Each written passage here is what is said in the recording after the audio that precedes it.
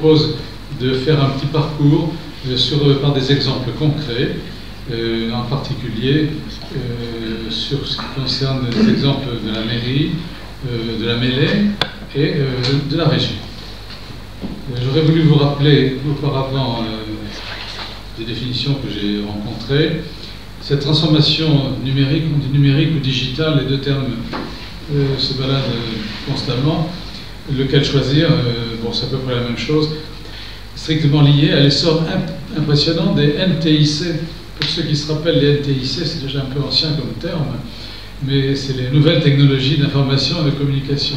Quand on utilise un terme qui dit nouveau, c'est nouveau pendant quelques temps maintenant. Là, c'est peut-être nouveau, mais c'était quand même la base de cet essor des nouvelles technologies, consiste à intégrer donc ces nouvelles technologies au sein des activités professionnelles afin de fluidifier le travail et optimiser les performances d'une organisation ou d'une société. Voilà une définition qu'on peut énoncer. Il ne s'agit pas simplement de numériser les processus existants, mais plutôt de repenser l'ensemble des activités en tirant parti des technologies numériques pour améliorer l'efficacité et la productivité, gagner en compétitivité et en innovation, offrir de nouveaux services et de meilleures expériences clients, répondre aux besoins et aux attentes des citoyens. On peut lister quelques inconvénients de l'insertion du numérique dans nos activités professionnelles ou dans le quotidien. Ça nécessite une nouvelle organisation du travail. Vous savez qu'on est tous résistants au changement. Certains groupes vont freiner, vont pas du tout aimer ces nouvelles méthodes de travailler, donc ils vont résister. Ensuite, le temps de numérisation des documents anciens, c'est loin d'être négligeable, c'est très important, c'est coûteux, c'est un processus qui peut être long. La transformation digitale est un processus continu. Il faut prendre en compte de nouvelles technologies, les technologies du big data, du cloud, la manipulation des fichiers, des données, etc., de l'IA, entre autres, et puis maintenant des nouveaux systèmes qui émergent. Bref, il y a toujours des nouvelles technologies qui arrivent et qui fait que ça complique constamment et il faut constamment se tenir au courant des nouvelles technologies qui se présentent. Cela entraîne le développement de nouvelles compétences, donc de nouveaux métiers apparaissent, donc c'est pas négatif de ce point de vue-là. Il faut qu'on adapte les processus et qu'on crée de nouvelles organisations. Bref, au global, on peut dire que c'est un changement de culture et d'état d'esprit. Quels sont les enjeux de la transformation digitale? Pour les entreprises, eh bien, elles se doivent, si elles veulent jouer cette transformation, il faut qu'elles restent compétitives et elles vont développer de nouveaux programmes et gagner de nouveaux clients, c'est ce qu'on peut souhaiter. Pour les administrations, vous avez tous remarqué que la numérisation des administrations améliore la qualité des services publics. Je dis ça sans rire. Et c'est censé simplifier les démarches administratives. La difficulté que rencontrent beaucoup de personnes, c'est que maintenant, on n'a plus d'individus à contacter dans les services, tout est sur des écrans, et certains sont en grosse difficulté pour avancer la problématique, ne serait-ce que refaire des cartes d'identité, des passeports, aller chercher sur Amélie tous ces papiers d'ordonnance et tout ça. Pour les citoyens, donc, l'accès à l'information et aux services numériques, c'est quelque chose de très important sur lequel on se doit de se familiariser pour pouvoir enfin participer au mieux à la vie de la cité. Pour les entreprises, quels sont les changements apportés par le numérique? La suppression des cloisonnements, la hiérarchie devient beaucoup plus horizontale, même ça améliore la communication à tous les niveaux et on a une certaine optimisation de la transparence des actions et des processus. Ça, on peut considérer que c'est une excellente chose. Quels sont les domaines importants où on a vu cette transformation digitale opérer? Vous avez tous vu le développement du e-commerce, de la télémédecine. La télémédecine, c'est un peu plus récent. L'administration en ligne, bon, ben, on se frotte tous à ce dispositif. Les réseaux sociaux et pour la communication et la collaboration qui explosent pour le meilleur et peut-être pour le pire. Quelles sont les opportunités de la digitalisation? Elle permet l'accès à une base d'informations partagée. Ça, c'est important. Ça veut dire qu'on peut faire un travail collaboratif dans l'entreprise en mettant des documents en partage, que l'on va modifier les uns ou les autres en direct, mais sous réserve que tout ça soit convenablement, complètement, le plus possible sécurisé. Vous savez aujourd'hui que c'est une des plus grosses difficultés des entreprises, c'est de protéger ces données. La digitalisation adapte la conception de ces bases d'information en fonction des spécialités, des diverses professions, et permet des opportunités technologiques ou commerciales. Les principaux freins à la digitalisation, on peut citer bien entendu l'aspect financier. C'est une opération qui est coûteuse dans l'entreprise, dans les administrations, donc il faut budgétiser des lignes relativement importantes pour assurer cette opération.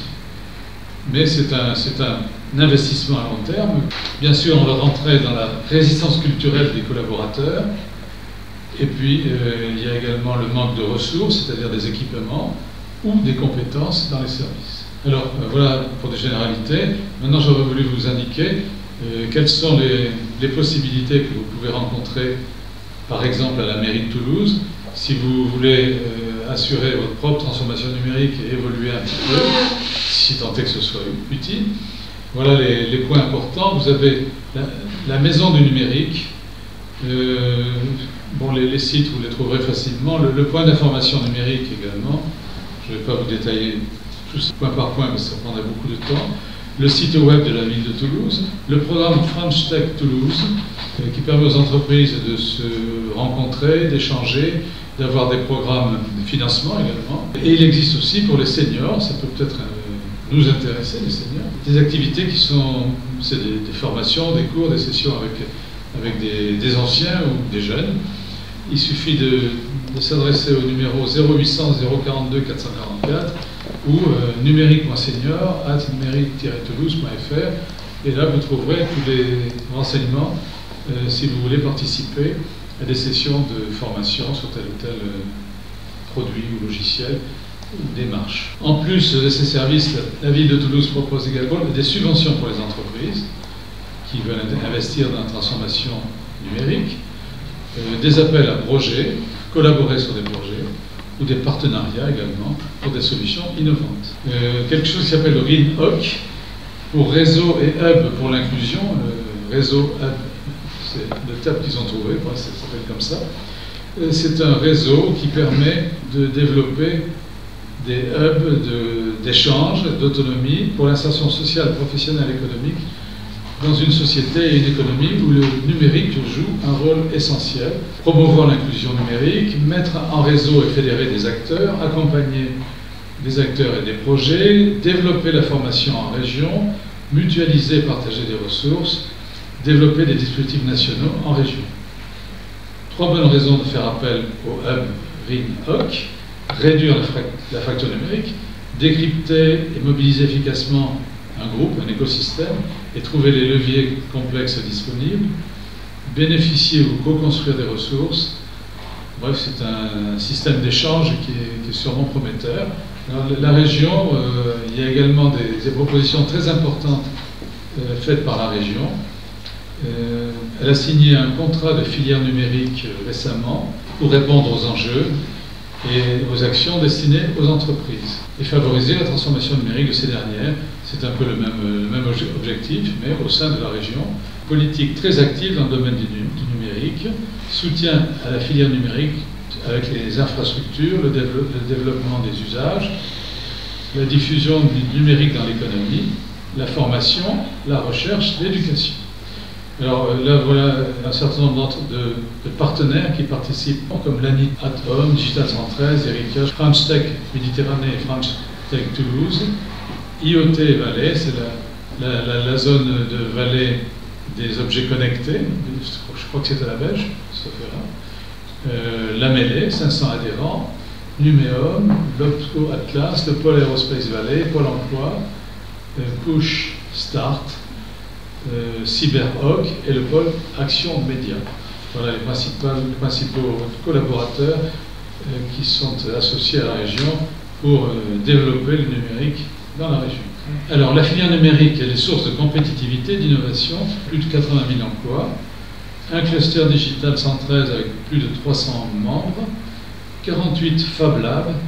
Alors, les Fab Labs, ce sont des espaces où on peut disposer de machines telles que des imprimantes 3D et autres, et les utilisateurs peuvent aller directement dans ces Fab Labs pour fabriquer des objets dont ils ont besoin dans leur métier. Et il y a également quelque chose de très important, c'est ce réseau très dense de formation qui est destiné aux demandeurs d'emploi pour l'essentiel, qui s'appelle l'École régionale du numérique. Cette école régionale, en fait, c'est un réseau de partenaires qui crée des centres de formation. Il y a à peu près, dans chaque centre, reçoit une quinzaine de personnes, en gros, pour former pendant 10 mois. Et ça conduit à, tiens, voilà le plan de la région sur lequel on peut trouver ces écoles. Il n'y a pas de prérequis, si vous voulez, pour s'inscrire à ces écoles régionales. Il suffit de montrer qu'on a envie de se former. Quand même, quand je dis qu'il n'y a pas aucun prérequis, il faut au moins savoir lire, comprendre le français, c'est un minimum, peut-être un peu de mathématiques, mais très peu. Et on va montrer aux gens comment on peut programmer un robot ou faire fonctionner telle ou telle machine. Ces écoles ont un succès important sur toute la région et forment des milliers de personnes qui ont un métier et qui trouvent rapidement un emploi sur la région.